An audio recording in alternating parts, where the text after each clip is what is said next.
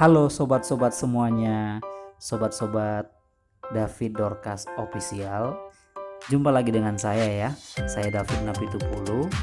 Di sini akan membahas materi biologi, tapi dalam konteks berbagi informasi saja tentang fakta dan keunikan oogenesis, atau bagi yang tidak tahu oogenesis, tentang fakta dan keunikan dari sel telur atau ovum ya. Karena oogenesis itu adalah proses pembentukan sel telur, kira-kira begitu. Nah, apa aja sih faktanya dan keunikannya seperti apa ya? Pasti penasaran kan?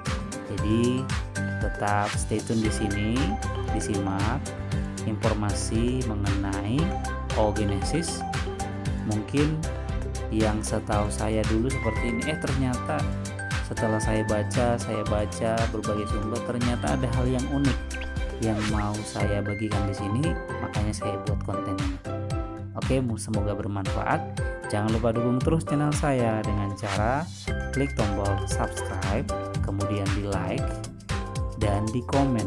Silahkan di komen sepuasnya, semaunya dengan kata-kata yang sopan, lalu di-share ke media sosial kalian. Oke sobat-sobatku, langsung saja kita lihat bagaimana fakta-fakta dan keunikan dari proses pembentukan sel telur pada wanita. Ini dia.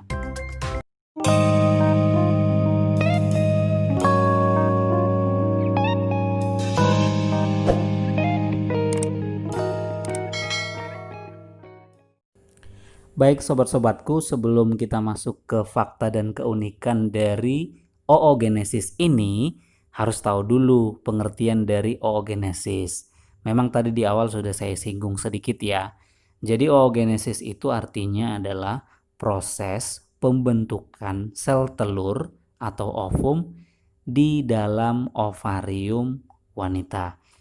Apa sih sel telur ya? Sel telur itu adalah gamet ya, sel kelamin pada wanita. Fungsinya itu adalah sebagai andalan bagi wanita untuk memproduksi yang namanya anak melalui proses kehamilan. Jadi artinya kalau nggak ada sel telur ya nggak bisa terbentuk anak, kira-kira gitu ya. Jadi ini adalah bagian yang vital juga bagi si wanita.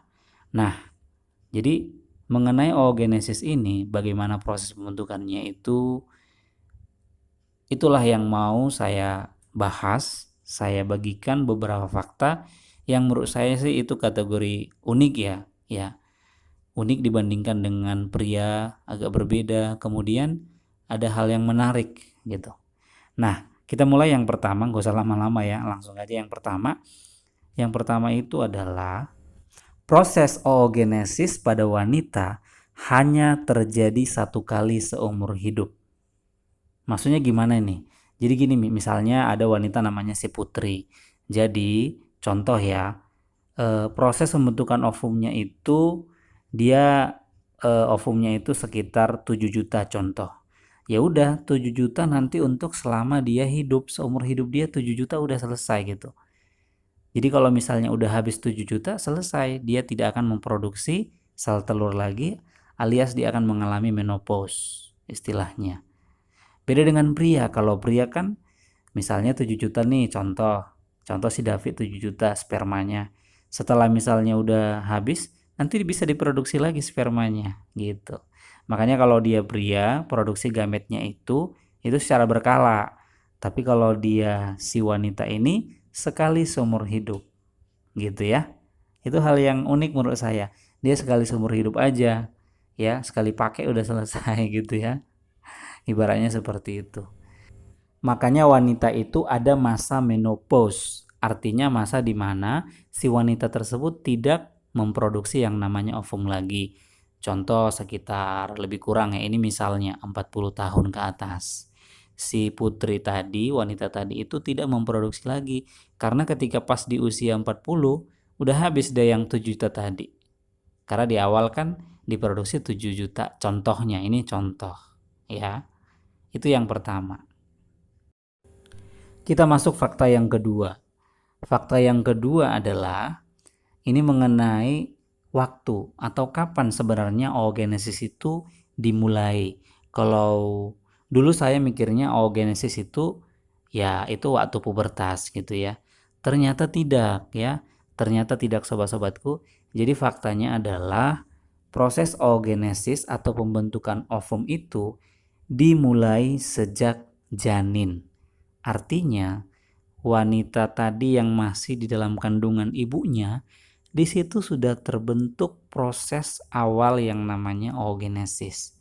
Jadi ovum itu sudah akan mulai diproduksi. Nah, kapan waktunya? Nah, dari berbagai sumber yang saya baca di sini, janin dengan usia 2 bulan 1 minggu ya, lebih kurang 9 minggu ya. Kalau kita hitung-hitung ya, 2 bulan seminggu dia sudah memulai yang namanya awal oogenesis. Kalau di biologi itu awal oogenesis itu kan agak banyak part-partnya ya, bagian-bagiannya. Dimulai dari induknya namanya oogonium, membelah secara mitosis menghasilkan oosit primer. Nah, uniknya lagi adalah kalau di masa janin, jadi di masa janin ini itu jumlah produksi dari si ovum itu kan banyak. Kita ambil misalnya si putri tadi 7 juta. Tapi uniknya ketika si putri itu sudah lahir, sudah dilahirkan gitu ya. Ketika dia lahir akan berkurang. Jadi produksi ovumnya tadi kan misalnya tadi 7 juta. Ketika dia lahir itu akan berkurang sekitar 700.000 hingga 2 juta ovum. Bayangin, itu ada sekitar, kalau kita anggap 2 juta nih, 7 juta dikurang 2 juta berarti ada 5 juta ovum yang berkurang. Padahal 7 juta itu kan waktu di janin, ketika lahir jadinya menjadi 2 juta. Kemudian ketika dia saat lahir tadi kan 2 juta. Selama dia hidup, setiap bulannya jumlah ovum itu akan berkurang lagi. Berkurangnya itu sebesar 11.000 setiap bulannya. Jadi makin hari makin banyak berkurang ya. Itulah mengenai produksi saat lahir untuk ovum. Berikutnya, ketika dia sudah remaja, si putri tadi yang sudah remaja, itu jumlah ovumnya itu dari yang 2 juta saat lahir tadi akan menjadi 300.000 sampai 400.000 ovum. Dan ternyata hanya 500 ovum yang akan masuk kepada ovulasi. Dari 7 juta ternyata bersisa 500 gitu ya.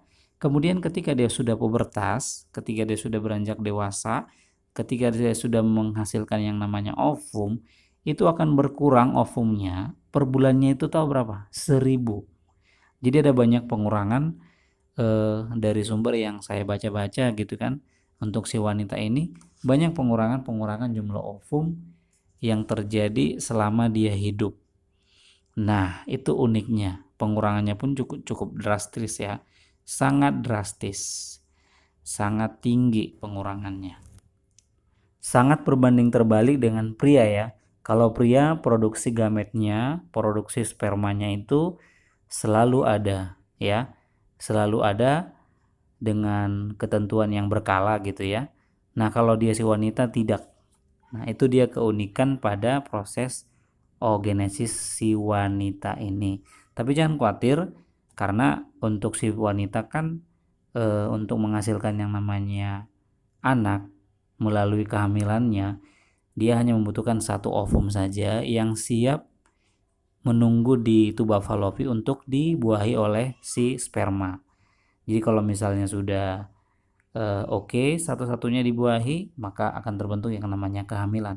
Tapi kalau misalnya tidak dibuahi, sperma tidak datang, sementara si sel telur itu sudah menunggu gitu kan, menunggu di tuba falopi, maka akan terbentuk yang namanya tidak terjadi kehamilan, sehingga dia akan meluruh di bagian dinding rahim dan disebutlah dengan menstruasi atau haid.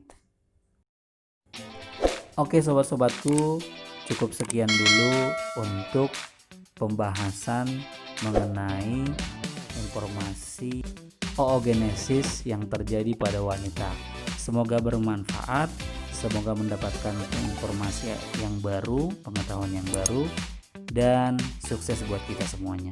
Terima kasih buat sobat-sobatku yang sudah menonton sampai selesai. Kita ketemu lagi di video berikutnya yang lebih menarik. Terima kasih.